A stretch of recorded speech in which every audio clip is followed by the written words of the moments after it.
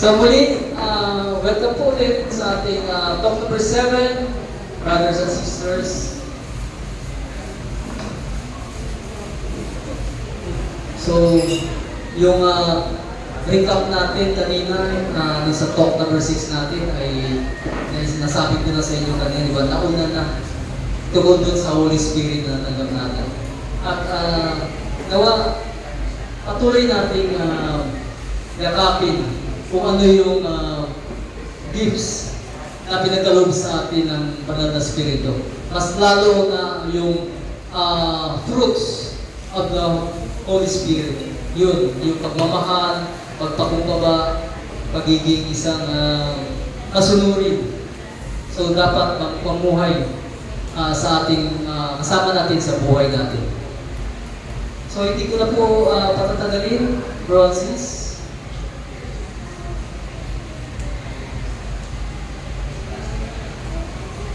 Ang ating speaker ngayong gabi nito, ang magpapahayag sa atin sa salita ng Diyos ay walang iba, isang kapamilya din, isang mahal din namin sa isa rin hinangaan namin sa community ito. Siya din ay leader din namin dati, si head din namin. Siya ay isang government employee, 40 years. Akala ko 40 years old pa lang si bro.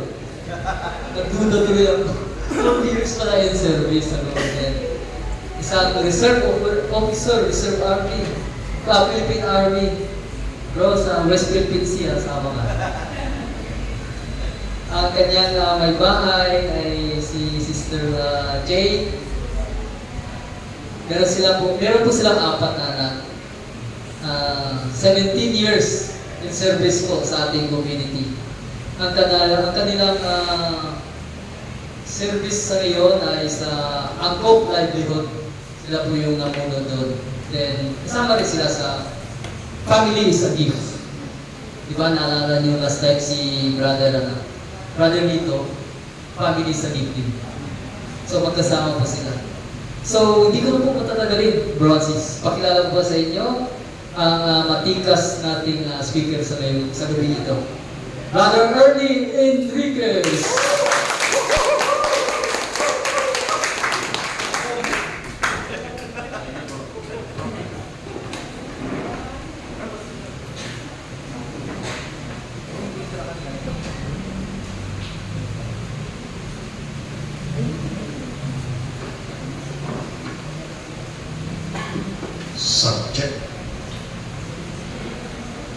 Subject. Hindi po ako kakanta. Dahil na po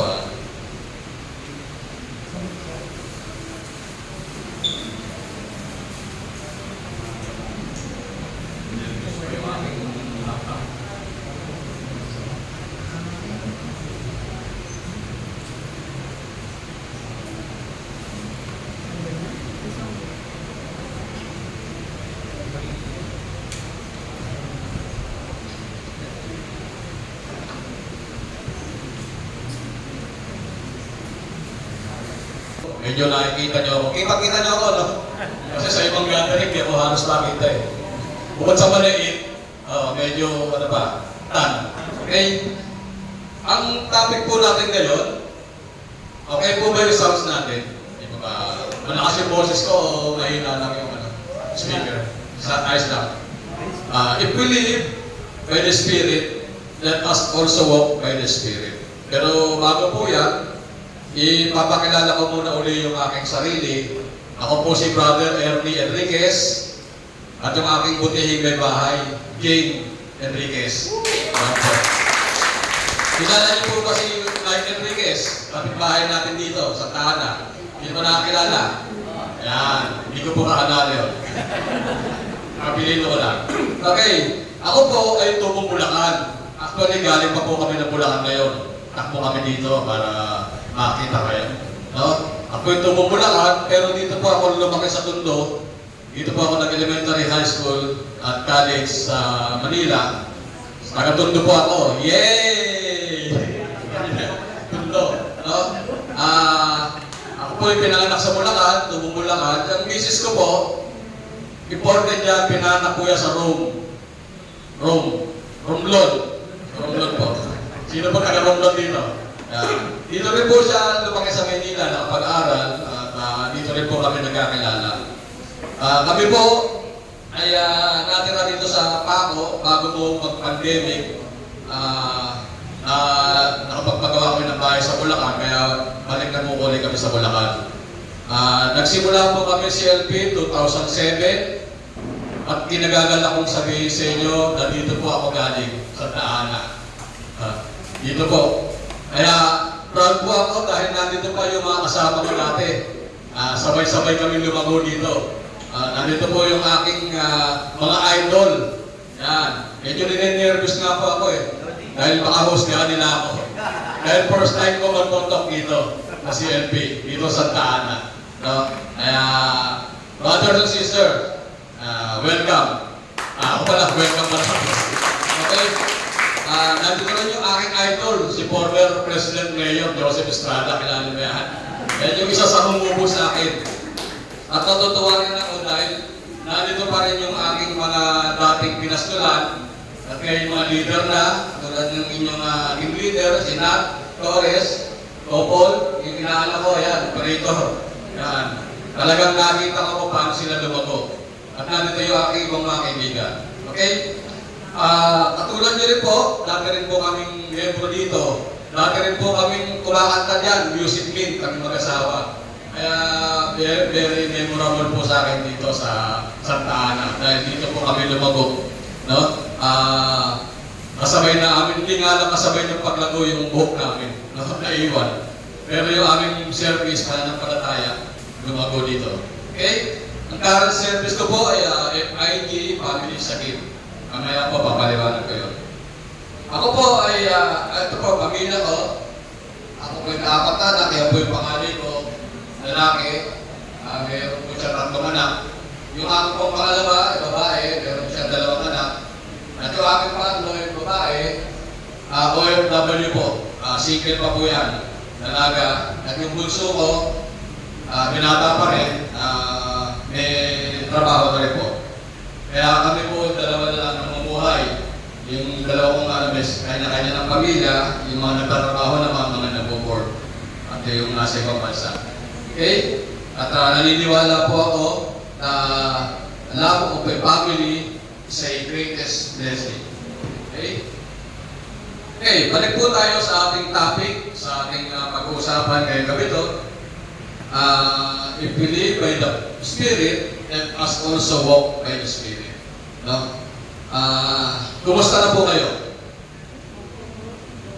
Kumusta po yung pakiramdam nyo nung natanggap nyo yung banal na Espiritu nung nakarang linggo?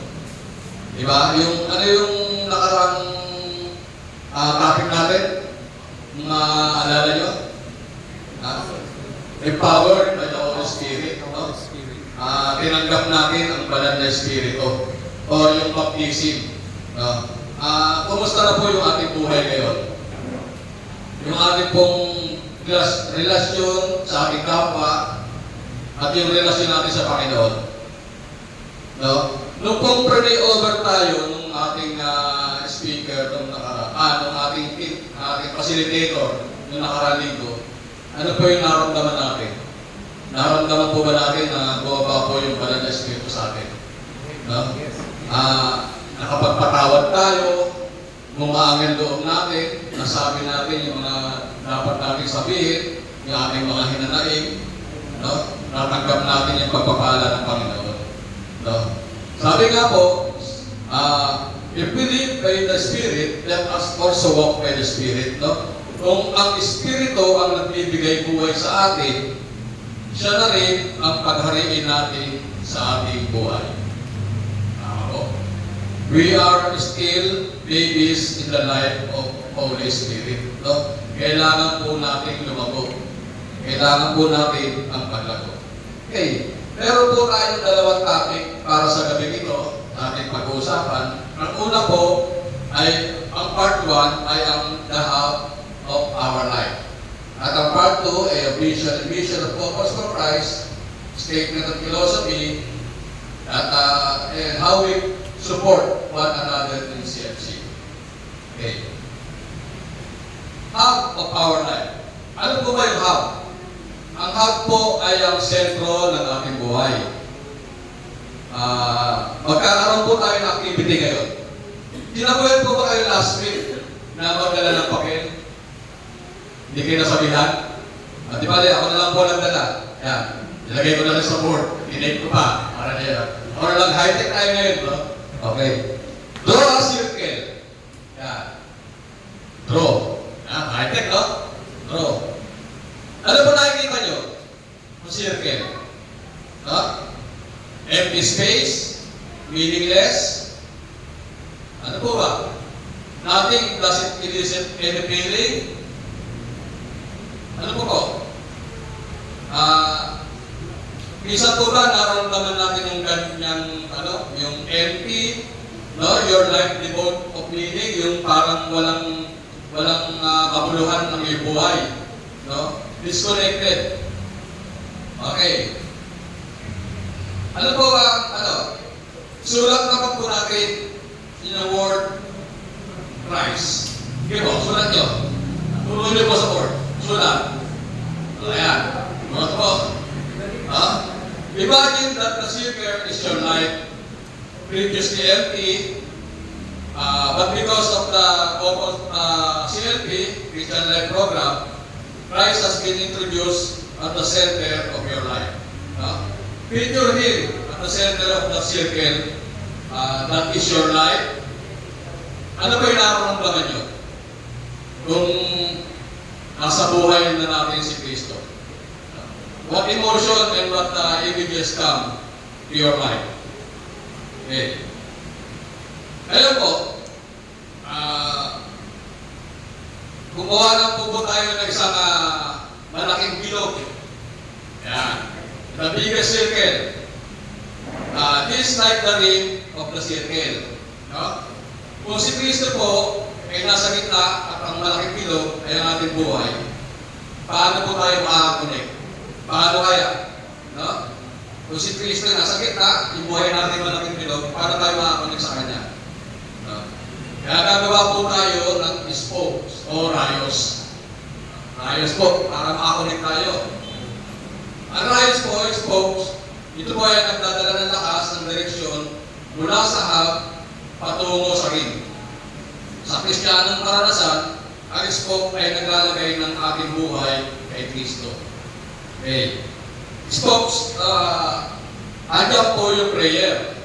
Ang panalangin, ang pangunahing pamaraan sa pasimula at pananatili ng isang malalim, mapagmahal, at kapakit at makipag-ugnayan sa pagitan natin at sa Diyos. Ano pa po? Lagyan pa natin ng isang spokes. Andyan po yung word o yung mga salita ng Diyos ay aking pundasyon. Sa pag-aaral ng mga salita ng Diyos ay maaari tayo maligtas o malayo sa mga kasalanan. Another spokes, rayos, fellowship o yung pakikisalamuha. Fellowship is not socialization alone. Ang pakipagsalamuha ay tumutukoy sa sama-samang ginagawa ng mga Kristiyano bilang isang katawan at bilang magkakapatid sa isang pamilya at magkaroon ng tiyak na pang-spiritual na kaganapan. Sa tingin niyo po, matibay na po ba yung gulong ng ating buhay? Matibay na po. Di pa po. Nagdagan pa natin. Ano po yun? Witnessing or service. Si Jesus, sa pamamagitan ng Espiritu Santo, ay gumagalaw sa atin. Hindi lamang sa mga personal na paglago, maging sa pagkakaroon ng mahusay na paglilingkod para sa Kanya at sa Kanyang tagasunod. Like for example, yan po ating mga service team na yan. No? Nilalaan po nila yung kanilang oras, kanilang serbisyo para sa akin, para sa kapwa. Matibay na po ba? Matibay pa rin. Kulang pa. Dagdagan natin. Ano po po yun? Yung sacraments. Sa tradisyon ng mga Katoliko, isang mahalagang sangkap sa espiritual na paglago ay ang mga sakramento. Ito ay mga mahalagang pinagmulan ng mga biyaya ng Panginoon sa ating buhay. So, nakabuo na po tayo ng, kung napapansin po natin, nakaguhin na tayo ng anyong bilog. Try to imagine your own Christian life as a wheel of a card. Mahintulad po natin ang Christian pamuhay sa isang bilog. Okay. Ano po yung prayer, sacraments, fellowship, word, at witnessing para po tayo makunik sa ating Panginoon. Okay. Ngayon, isa-isahin po natin yan. Yung mga part na yan. Himay-himayin po natin ngayon ang bawat bahagi ng gulong. Ang gulong ng ating buhay bilang isang Kristiyano. The outer ring. The outer ring o gilid ng gulong. Ito ay bahagi ng gulong na sumasayad sa lupa. Ito ay kumakatawan sa pang-araw-araw na pamumuhay ng isang Kristiyano. Dahab o ang sentrong bahagi ng gulong, ito ang bahagi ng gulong na nagbibigay ng asarin. Ito ang humahawak sa ring. No? Ang hab ay kumakatawan sa ating Panginoong Hesus. Ang sentro ng ating buhay, ang kapangyarihan ay ang Espiritu. Okay. Expose o ang rayos ng gulong, ito ang nagdadala ng lakas at direksyon mula sa hub patungo sa ring. Sa Kristiyano karanasan, ang spokes ang naglalagay ng ating buong buhay kay Kristo. Sa pamamagitan ng kanyang pangangasiwa at kapangyarihan, ang ating buhay ay mababago. Okay. At syempre, nandiyan po yung mga sangkap na lalo nagpapatibay sa atin sa relasyon natin sa ating Panginoon. Number 1, prayer o panalangin. Ang matagumpay ng panalangin ay pinapakalooban ng tatlong mahalagang panuntunan. Una, dapat pong itong isagawa ng tapat, magpasyang makipag-ugnayan sa Panginoon araw-araw. No? Makipag-ugnayan sa Panginoon araw-araw. Sabihin, kailangan po natin magdasal araw-araw. Kausapin po natin ang ating Panginoon araw-araw. Kailan? Yan na. Pumili ng tiyak na oras sa isang araw na pagbabatayan. No? Yung oras na libre kayo, hindi kayo busy, yung oras na ilalaan nyo sa panalangin sa ating Panginoon. Yung pag-one-to-one natin sa ating Panginoon. Maglalaan po tayo ng oras. Ako po, katulad ko, sa gabi, siyempre, ano na sa akin yun, magdadasal tayo bago matulog. Sa umaga, magdadasal tayo pagkagising, magpapasalamat tayo at nagising pa tayo. Pero ang pinakabawasan po ng panalangin, sa office ko po, bago ko umupo sa table ko, meron pa akong maliit na ano doon, nagdadasal pa ako doon. Nagbabasa rin ako ng scripture, pagbasa. Yung alas 8 ng umaga, ano na yun, between 8 to 8:30, yun po yung oras ko ng pagdadasal. At saan? Saan? Maghanap ng lugar na hindi may istorbo o makakala. Siyempre, sa simbahan, okay yun. Paano kung malayo wala ang simbahan?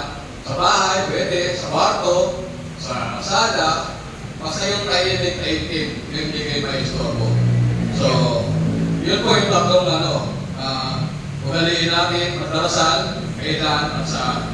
Gaano katagal. So, magkaabot tayo ng mga, siguro mag-umpisa tayo sa 5 minutes, 10 minutes. Hanggang sa madagdagan na talaga ganyan. Hindi nyo napapansin, lumalago kayo sa pagdarasal, hindi nyo napapansin yung oras, kasi marami na kayo pinagdarasal. Ay ahahaba na ng haba ang oras nyo sa panalangin. So, yan po. Prayer. Okay? Prayer, dapat itong nakatuon sa pakipagrelasyon kay Kristo. Ang panalangin ay isang paghahangad na may layunin at hindi layunin lamang. Ang ating hangarin ay hindi lamang ang manalangin o lubos na manalangin, bagkus ang paglago sa pakipagrelasyon sa Panginoon. tayo sa pag-isip ng pamamaraan, makatulong ang simpleng panalangin. Ang mahalaga ay ang pagmamahal sa atin ng Panginoon at ang pagmamahal natin sa Kanya. Okay. Pagtuunan ng pansin, hindi lamang ang panalangin, kundi ang ating Panginoon. Word, pag-aaral. Kailangan nating makilala at maunawaan ang Panginoon at ang Kanya at ang Kanyang mga gawain. Tatlong paraan kung paano higit na makilala ang Panginoon. Unang-una, Biblia. No? Ito ang pinakamahalaga. Dahil ito ay mga salita ng Panginoon, tinuturo nito kung sino ang Panginoon, ano ang kanyang mga ginawa, at ano ang nais niyang gawin natin. Basahin natin ang Biblia araw-araw. Lahat po ba tayo may Bible sa bahay? Namumusan po ba? Baka inaamag na. O kaya yung pahina parang kasi talim ng kutsilyo. No? Patalim pa. Ibig sabihin, hindi mo nagagalaw. Patalim pa. No? Pero alam ko, bibigyan kayo dito ng Bible sa inyong graduation. Tama ko ba? Sabi ko bibigyan. Okay. Hindi sila. Na-advance. Ito kasi kami ko. Okay. Sa word tayo, no? Matapos, ang mabasahin spiritual, matapos basahin ko along natin ng mensahe, ayun, nagbibigyan pa tayo, no? Kasama rito ang pagbabasa sa pang-spiritual na aklat, magazine, artikulo. Marami po tayo mga mabasahin na pwede natin basahin tungkol sa mga salita ng Diyos at mga katuruan. Yung pakikinig ng homily, yung tayo nagsisimba. Yung mga aral at programa ng Focus for Christ, malalaman nyo yan at pagdadaanan nyo po yan. Marami po tayong mga programa sa Focus for Christ. Okay. Fellowship, pakikisalamuha. Hindi tayo may tutuloy na isang kumpletong Kristiyano kung nag-iisa. No, sabi nga, no man is an island. No? Dapat tayong makipagsalamuha sa iba pa upang maranasan ang kapuluan ng Kristiyanong pamumuhay. Kailangan natin magbigay suporta sa iba. Kailangan natin ang kanilang lakas at karunungan. Kailangan natin gawin ang isang bagay na sama-sama, hindi kalabisan at sapilitan ang pakikisalamuha. No? Masarap po talaga yung pakipag-fellowship. Lalo-lalo na kung bago pa lang kayo magkakilala. Kasi malalaman nyo yung buhay ng isa't isa. Kung ano yung mga kanilang pinagdaanan, pwede kayo mag-sharing. Yan. Yung fellowship din, nandito rin yung pagtataputan po kung may mga kainan, mga birthday.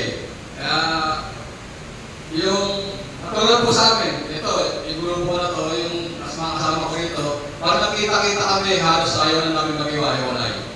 No? Talagang, kung sisimulan sa sala, magpe-fellowship, kakainan, magkwentuhan, magpapaalaman, pagdating sa labas, sa gate, kwentuhan pa rin, hindi mo tapos-tapos, pagdating sa daan, nandun pa rin, kwentuhan, kasama tapos, pagdating sa bahay, magtatawagan pa yan, kaya halos, hindi talaga mag-iwalay. Masarap talaga ang fellowship.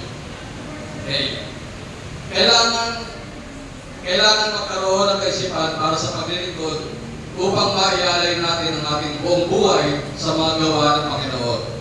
Magkaroon ng puso sa paglilingkod. Kung inuuna natin ang ating Panginoon sa ating buhay, tayo rin ay kanyang tinawag upang maglingkod sa ating kapwa. Ang paglilingkod ay tumutulong sa atin upang lumago. Dahil ito ay may kinalaman sa ating mga saloobin at sa ating pagsasarili. Ang paglilingkod sa iba ay pagpapakumbaba. Ano ba yun natin? Tayo po bilang Kristiyano ay may 7 sakramento. Natatandaan niyo po ba yun? Na sa taong natin na, di ba? Ano ba yung mga 7 sacrament? binyag, kumpit, ano ba? Holy Eucharist, banal na Eucharistia, matrimonio na kasal, anointing of the sick, holy orders. Yung holy orders, ang ano yun, yung mga mapamari yun. No? Kahit yung anointing of the sick, ngayon, binibigyan na ng kapangyarihan ng ang mga lay minister para mag-anoint ang mga may sakit. Pero usually, dapat pare ang gumagawa nun. Pero ngayon, binigyan na ng bastos ang mga lay minister para mag-anoint ng mga may sakit. Anointing of the sick. So, binumungkahi ang madalas sa pangungumpisal at pagtanggap ng banal na komunyon. No? Lagi ba tayo nangungumpisal? Siyempre, nangungumunyon tayo lagi after during the Holy Eucharist sa Mass, di ba? Ang pangungumpisal ay isang beses lamang sa loob ng isang taon. No? Mahalagang maisagawa ito ng madalas. Yan sasabi ko, no? Hindi naman porke sinabing isang beses lang sa isang taon, okay tayo ron. Kailangan madalas pa rin. Okay. Para dito sa ikalilinis ng ating mga kalooban. Yeah. Bagamat ang pagtanggap ng komunyon ay kailangan sa isang beses sa loob ng isang taon, mas makabubuti kung ito ay tanggapin ng madalas na may wastong kalooban. Okay. Good. Sa gulong ng ating buhay, maaari po tayong dumaan sa sari-sari klase ng daan o yung ating daan ng buhay. No? Nandiyan po yung maputik, no? Yung lublob ka na sa kahirapan, lublob ka na sa problema. Yan. Nandiyan po yung maputik na daan. Nandiyan po yung mabato at lumalubak-lubak na daan. No? Na alam ko nasa roller coaster ka, pag naglalakbay ka, minsan tataas, minsan bababa. Yan po yung buhay natin. Gulong ng buhay. At nandiyan din po yung patag at diretsong daan. Pero hindi natin alam, baka sa dulo na, lalog pa rin yung maputik, yung mabatong daan. Kaya yung buhay po natin, yung parang gulong talaga yan, umiikot. No? Sabi nga po yung gulong ng buhay, ay minsan nasa ilalim, minsan nasa ibabaw. Sino po ulit nagsabi ng singer na yan? May katay, di ba? Gulong ng palad. Sabi nga rin, Rico Puno. No? Okay. Kaya, yan po, yung gulong ng buhay natin. Okay. Do you like to read and study scripture? Why or why not? No? Mga babasayang spiritual. Minsan po, pag nagbabasa tayo ng Biblia o Scripture, may mga pagyayaring tumutugma po sa ating buhay. Diba? Hindi na mapansin. Minsan, pag nabasa tayo, parang nangyari na para sa akin ito o nangyayari sa buhay ko ito ngayon. Kaya nandun pa rin yung kasagutan kung ano yung natin dapat gawin. Magkakaroon po tayo ng guide sa pang-araw-araw natin buhay. Sa pagbabasa po ng mga scriptures. Why? How do you pray? How often do you pray? What is the content of your prayer? No? Paano po ba tayo magdasal o manalangin? Gaano po tayo kadalas magdasal?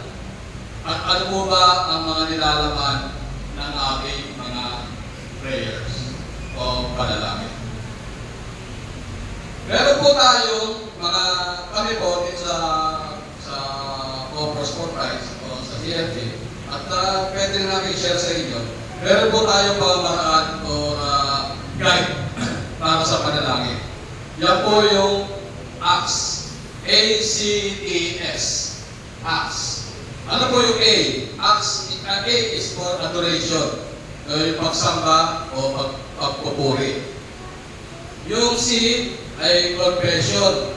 Contrition, paghingi ng tawad. At yung E, thanksgiving, pasasalamat. At yung S, supplication, o yung paghiling. Ano yung paghiling? Diba yung kanina tayo dito, pag nag-worship tayo, kaya nag-worship yung team leader, diba nandun yung una-una yung pagsamba sa Panginoon.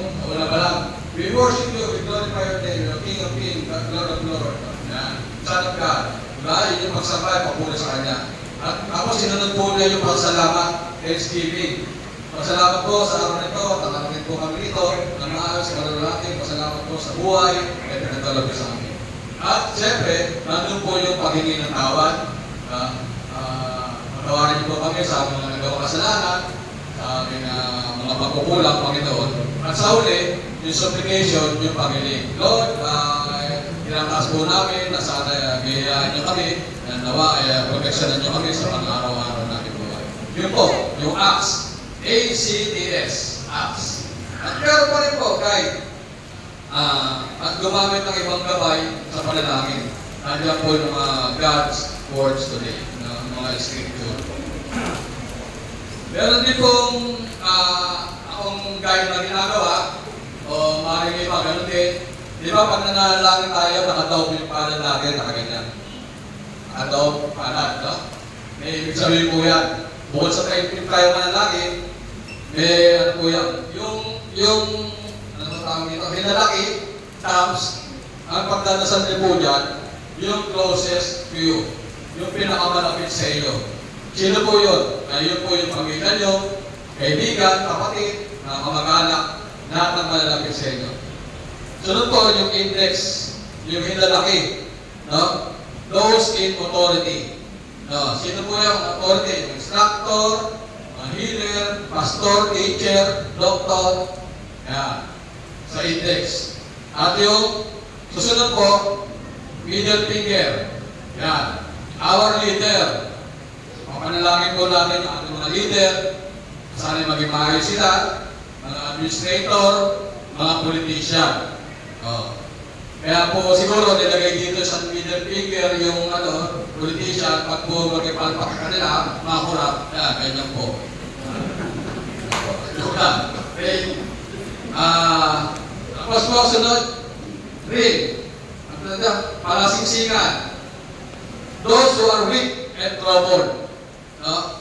Lahat po ng mga kahihina, weak or troubled. Yan. At siyempre, yung panguli, yung pinakamaliit, siyempre, pagdasal niyo po yung sarili niyo. Kaya po, pag nakataob yung panat natin, nananangin tayo. Yan po yung guide niyo sa pagdasal. Yan. O sa time game. Okay? Okay. So, Acts, ACTS. Okay. How do you pray? And how often do you pray? What is the content of your prayer? No, dapat po itong pangunahan ng Espiritu Santo. Ang mga nakatala at likha ng panalangin ay makakatulong, ngunit ang mga ito ay walang sigla at wala sa damdamin. Maging bukas sa mga pagbabagong pangungunahan ng Espiritu. Maging abala tayo sa pag-iisip ng pamamaraan, makatulong ito at ang simpleng panalangin. Ang mahalaga ay ang pagmamahal sa ating Panginoon at ang pagmamahal natin sa Kanya. Pagtuunan ng pansin, hindi lamang ang panalangin, kundi ang ating Panginoon. Ang tradisyon ng mga Katoliko, ang pagiging tagapamagitan ni Maria at ang mga santo ay isang makapangyarihan ding kasangkapan sa panalangin. Di ba pag nanalangin tayo, isa nagdadasal tayo kay Mama Mary, o sa ibang mga santo natin. No? Yan po ay tatawag na devotion. No? Devotion. Nanalangin tayo, pinapataan mo na sila, tinutulungan nila tayo manalangin. Tinutulungan nila tayo mapalapit sa ating Panginoon. Ang mga santo ay bahagi at parte ng paniniwala ng mga Katoliko. Okay. Would you like to fellowship with the people you have met here? What were your experiences during the CNP?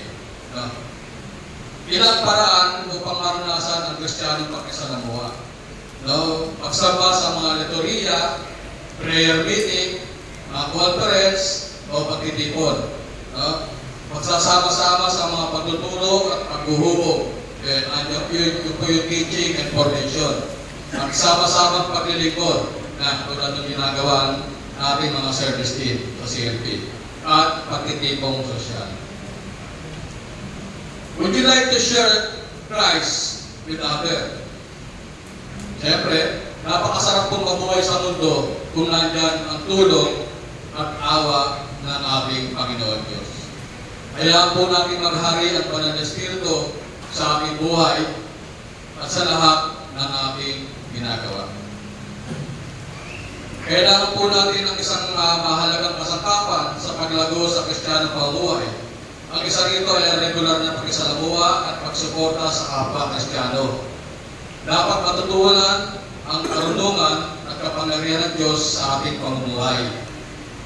Diyos sa ating pakikisa at pakikipagkasundo sa iba pang Kristiyanong mag-asawa.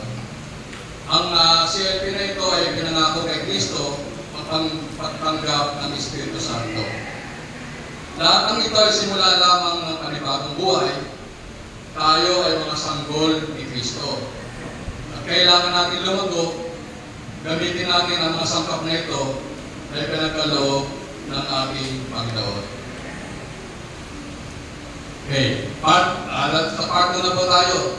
Vision and vision of purpose for Christ. Ano po ba yung purpose for Christ? No? Ang purpose for Christ po, CFC, ay isang ministeryo sa pagbabago ng Kristiyanong pamilya. Nagsimula po ito year 1981 sa 16 na mag-asawahan lamang. Ngayon po, labis na nakatuon sa pagpapasigla at mabilis na paglago.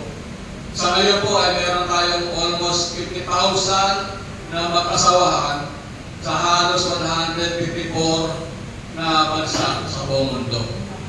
No? At dito pa lamang po sa Pilipinas, kung saan po nagsimula ang Purpose for Christ, meron po tayo halos 700,000 na mag-asawahan. Dito pa lang sa buong Pilipinas po. So kung susumahin po natin sa buong mundo, meron na po ang Purpose for Christ na halos 800,000. Ito po, hindi na ito year pa, bago mag-pandemic pa. Siguro na yun, baka 1 million na tayo ang Purpose for Christ. Kaya palakpakan po natin ang Panginoon.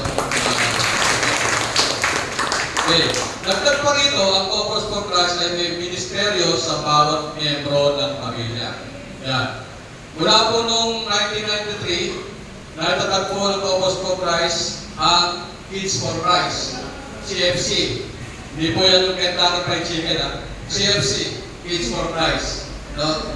At nandiyan din po yung YFC, Youth for Christ. Ang Kids for Christ po, mura bata, no? Hanggang ilang taon po, sino sa kids? Hanggang 12. Tapos yung Youth for Christ, mula 13 hanggang 18. Tapos, meron din po tayong Singers for Christ, MCFC, yung mga binatang dalaga natin, mula 18, pataas, hanggang 30. Ayan. At siyempre po, andyan din po yung Handmaids of the Lord. Handmaids of the Lord, yan po yung mga byuda, yung mga matandang dalaga, yung po mga may asawa na nasa abroad yung asawa, yung lalaki, yun po, Handmaid of the Lord. At siyempre, yung servants of the Lord, yung mga lalaki na byudo, mga matandang binatang lalaki, at yung asawa rin na nasa ibang bansa rin. Kaya, sabi nga po, yung CFC daw po ay tinatawag na from womb to tomb ministry. Okay.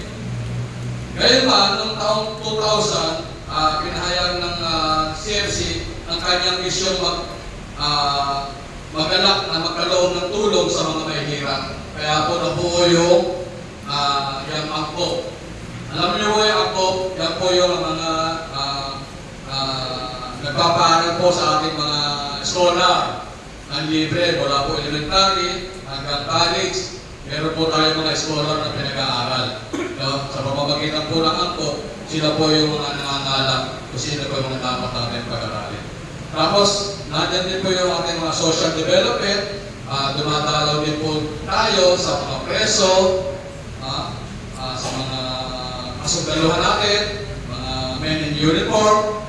Nagkakantak din tayo ng mga CLP sa kanya. At Sir, bagong matagpo, andyan po yung family sakit, kung saan po kami nabibilang, pinagtitibay po nito yung pamilya. No, alam niyo naman po yung pamilya, talagang winawasak ng kalaman yan. Pag nasira ang pamilya, sira po ang lipunan.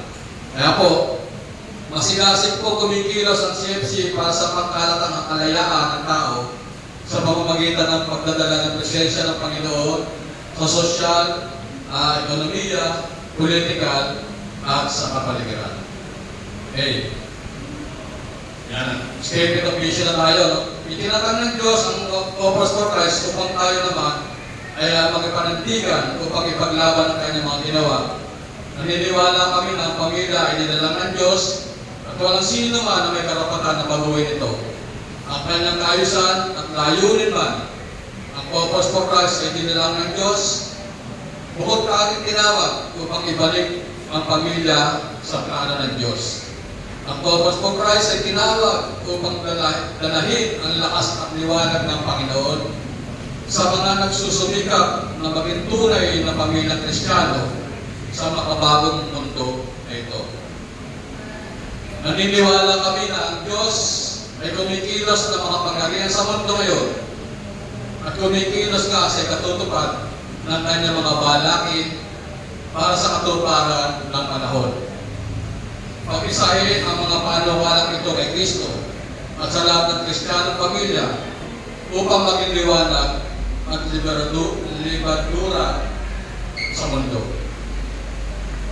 Kami bilang Corpus for Christ, andyan din po yun, kaya Tagalog lang. Kami bilang Corpus for Christ ay tinawag upang maging mga pamilya sa Espiritu Santo na magbabago ng mukha ng mundo. Bilang mga Kristiyanong pamilya, tinatawag tayo upang umunlad sa kapanalan at sa pagiging alagad. Ngayon ay magamit na tayo bilang mga ebanghelista at misyonero upang mabago niya ang mundo. Sa gawain ito, tinatawag kaming angkinin ang misyon ni Jesus na magdala ng magandang balita sa mga mahihirap. Naninindigan kami upang ipaglaban ang mga mahihirap at mga naapi. Ipaglalaban namin ang kapayapaan, katarungan at kaayusan ng kalikasan. At maglilingkod kami para sa ganap na kalayaan ng tao upang maitatag ang kaharian ng Diyos dito sa lupa. Sa pagpapasakop sa kalooban ng Diyos, tinatalaga ng Corpus for Christ ang kanyang mga sarili sa misyong ito.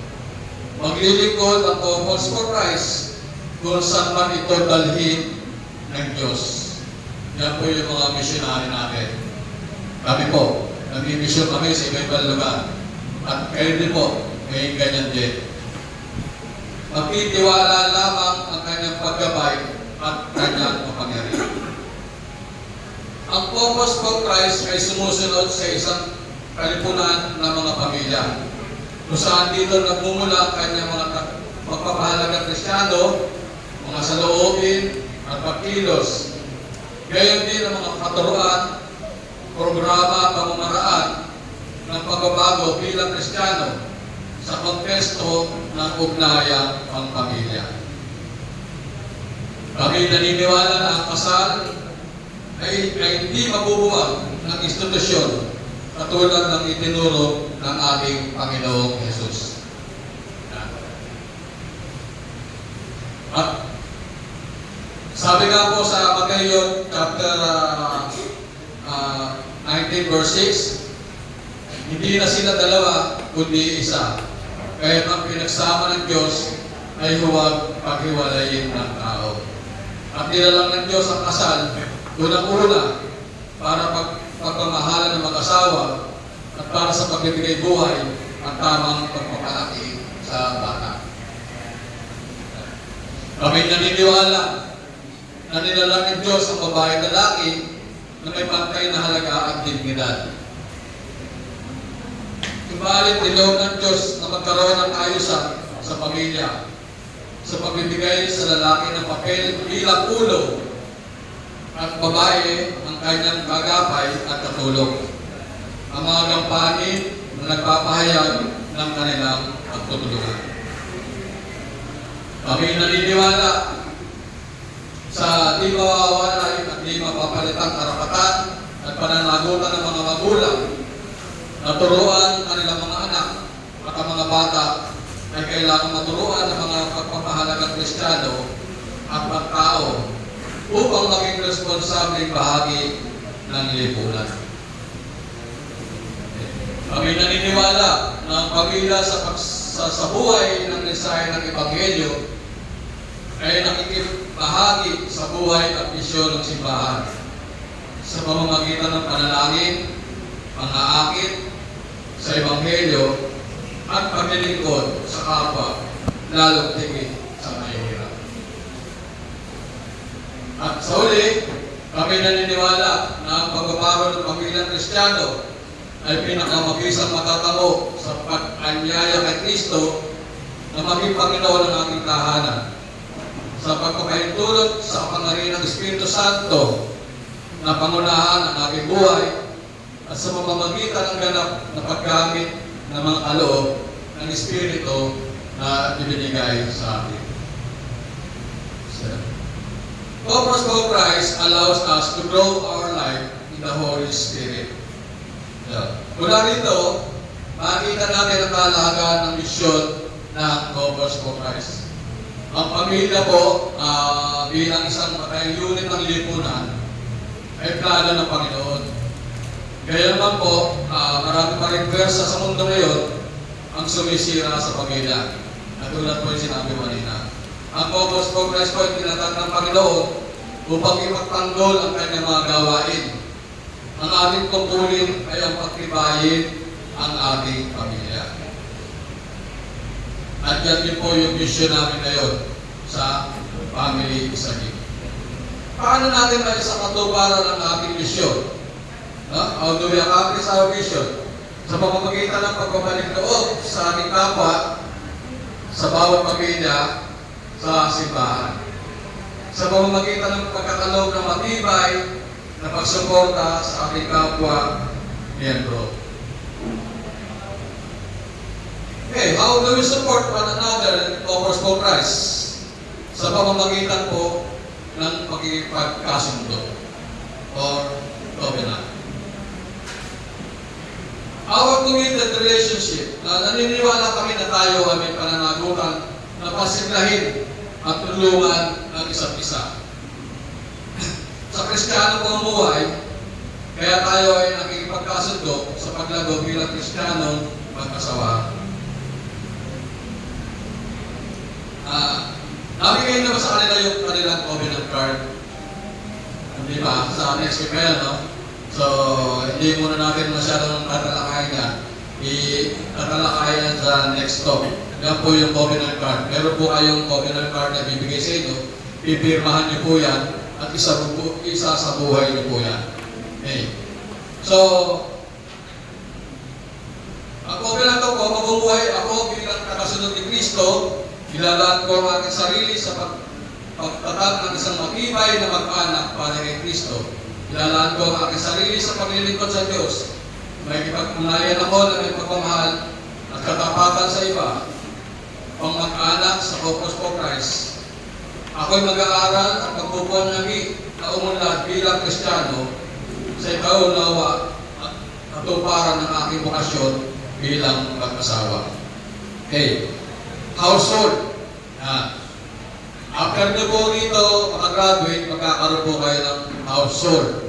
Ano po ba yung household? Sa pamamagitan ng household, ang lahat ng kasapi ng Corpus Christ ay kabilang sa isang maliit na grupo na tinatawag na household. Pagkatapos ng CLP, no?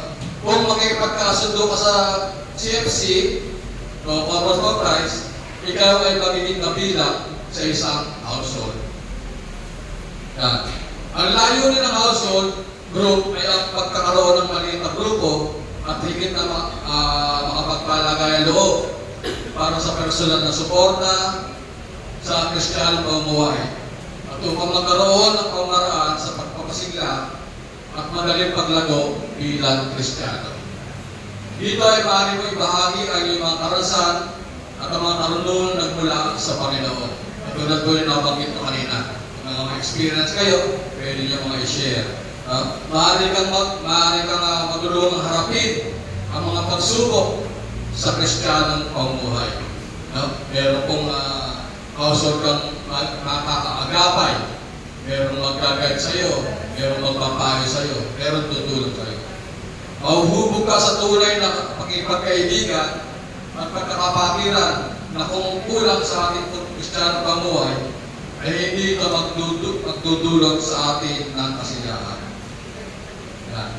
Ang household ay binubuo ng 4 hanggang 7 mag-asawahan na pinamumunuan ng isang leader couple. Yung tinatawag na household head, lalaki, household leader, yung mag-asawa.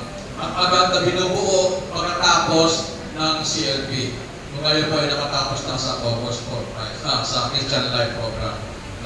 Ang household ay lingguhang nagtitipon sa araw ng kanilang napagkasunduan. Ang household meeting ay ginaganap sa tahanan ng bawat miyembro. Ang pagganap sa tahanan ay nabibigay pagpapahalaga. Ang pagpupuri sa Panginoon sa ating tahanan ay nakapagpatunay na ang tahanan ay isang maliit na simbahan. Kaya po, bless po tayo pag nagkakaroon po ng household sa ating tahanan. Mabibless po yung bahay natin, mabibless po yung mga kasama natin sa tahanan, yung ating mga gamit, mga agarian. Ang biyaya ng Panginoon ay bababa sa tahanan kung saan ang kanyang mga tagapaglingkod ay naninirahan. Sama-samang nagpupuri at lumalago sa pananalig sa Kanya. Ang ating mga kasama sa bahay, mga anak, mga magulang, mga katulong, mga anak, nababatid nila kung saan komunidad tayo nabibilang at kung ano ang ating ginagawa ang linggo. Para sa kanila, bukas na ating ipamumuhay at pinalalakas ang ating paniniwala. Ano man ang ating ginagawa sa ating tahanan ay sa mabisang kasangkapan ng Panginoon upang makapaghikaya, lalo na sa ating mahal sa buhay at kapitbahay o kaibigan. Okay. Meron tayo 3 mahalagang sangkap sa isang household meeting. Yung una po, yung oras ay nakalaan pa sa panalangin, pagpupuri. Nandiyan po yung prayer and worship. Pangalawa po, nandiyan po yung oras ng pagbabahagi o talakayan, yung discussion o sharing. At yung 3 bahagi, yung oras ng pagsasalo-salo or fellowship. Okay. Sa pamagitan ng mga tuloy-tuloy ng mga katuruan at paghuhubog, ongoing teaching and formation. Maranasan po natin yan. Meron tayong sa unang taon ng formal teaching, and covenant orientation, marriage enrichment retreat, evangelization training, andyan po. Pagkalimutan sa taon, meron din kayo pa mga kurso, katulad ng master teaching, facilitators training, at yan po yung mga pag-leader na kayo. Training modules para sa mga maglilingkod sa Focus for Christ. At iba pa mga regular na gawain ng ating mga komunidad. Buwan ng prayer assembly, pagdiriwang ng Lord's Day, anniversaries, family days, evangelization rallies, leader conferences, walk, etc. At iba mga social activity. Yan po ay ililiwanagan niya sa mga susunod natin mga to. Okay.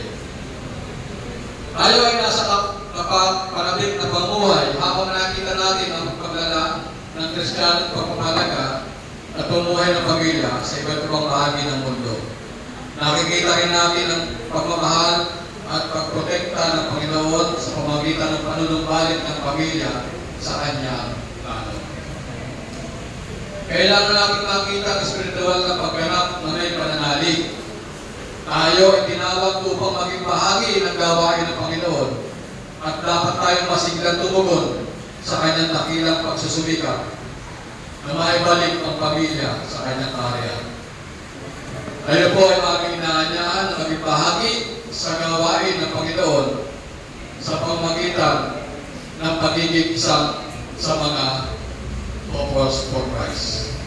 Alam niyo po, kami pong mag-asawa, talaga pong malaki po ang pagsalamat namin at nasama kami sa ganitong komunidad sa Focus for Christ. nagsimula dito sa lugar na to. Ito mismo, dati hindi pa ganito to. Sa taas kami nag-worship, nag-prayer, meeting, sa taas kami nag-assembly, na hindi kami masyado makagalaw, makatalon, dahil babagsak kami sa mga preso, babagsak namin. No? Maganda po at naayos na to at naging lugar natin sa pagpapalagaan ng mga salita ng Diyos. Pero sinabi ko, dito po ako nagsimula, dito rin po ako nagsimula maging lay minister. Yan po, si kay Ola, kay Mama Ola. Kami po ni Brother Joey, si Renat, si Eric. Dito po kami nagsimula. Noon po nag-pandemic, nauwi po kami ng Bulacan. Doon ko po pinagpatuloy ang aking paglilingkod sa simbahan. No? Ganun po sa aking may bahay, si Mrs. Nag-membro din po siya ng aming choir sa simbahan. At tuloy-tuloy na po yung paglilingkod namin. No? Hindi lang po yan. Kasama ko po yung aking anak na dito rin nagsimula na maging altar server o sakristan ng aking pulsong anak na binata, yan din po kay Ola, at ngayon ay nagtuloy-tuloy na rin ang kanyang service sa Bulacan. No? At yung aking pong apo, yan din po, na sumusunod din sa aming mga yapak. No? At yung pong aking apo na yan, nagsabi sa akin ng nakarang araw na gusto niya pumasok sa seminaryo. Gusto niya magpare. Kaya samahan niyo kami manalangin para matupad yung pangarap ng aking apo na maging isang pare. Okay? At sa aming bayan sa Bulacan ay nakita siguro ng aming parokya kung gaano kami kasigasig at aktibo sa simbahan. Kaya kami po, buong pamilya, ay nominee sa aming parokya bilang isang natatanging pamilya. No? At isang mahirang bilang natatanging pamilya, at maraming salamat sa Panginoon at ginawa kaming halimbawa at ginawa kaming kasangkapan para sa isang buo at nagmamahalang pamilya. At kami rin po ay hinirang sa isa sa nahirang sa buong Bulacan na isa sa natatanging pamilya ng parokya. Okay? Kaya po, meron po tayong assignment. No? Pag-isipan po natin at panalangin at tungkol sa kasunduan sa Corpus Christi. Yan po ay ibibigay sa inyo next week. Tingnan natin ang kasunduan bilang huwaran at ito ang hangarin ng Panginoon sa akin. Ang mahalaga mong magagawa ay may sa katuparan ang kasunduan ito. Maunawaan ito, tanggapin ito bilang isang bagay na makakatulong at mahalaga sa Kristiyanong pamumuhay ng pamilya. Kapag sumikapang ay sa buhay ito, tiyak na kailangan natin ang buhat ng bawat isa sa Corpus Christi upang mahikayat ang isa't isa na may sa buhay ang ating kasunduan. Kung sa palagay niyo po na ang Corpus Christi po ay para sa iyo, inaasahan ko po, bumalik po tayo sa susunod na linggo at maging handa makipagkasundo. For that, magandang gabi po. Maraming salamat po sa inyo. God bless us.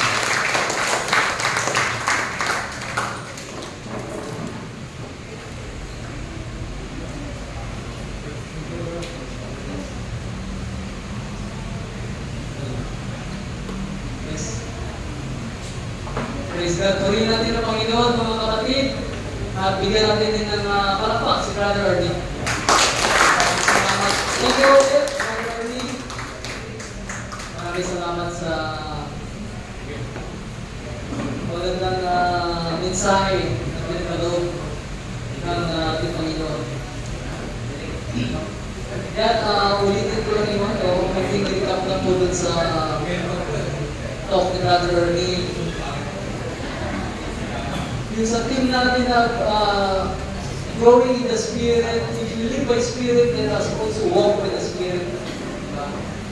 Kung namumuhay tayo, yung buhay natin, o buhay natin ay nakabatay sa gabay ng mga Espiritu, dapat ganun din yung gawain natin. Dapat makita din natin sa ating kapwa na guided talaga tayo.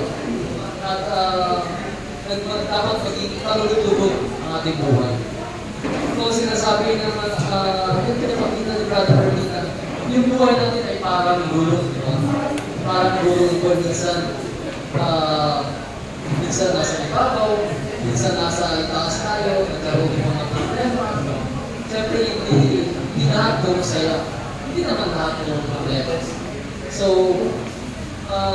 si Christ dapat siya yung center.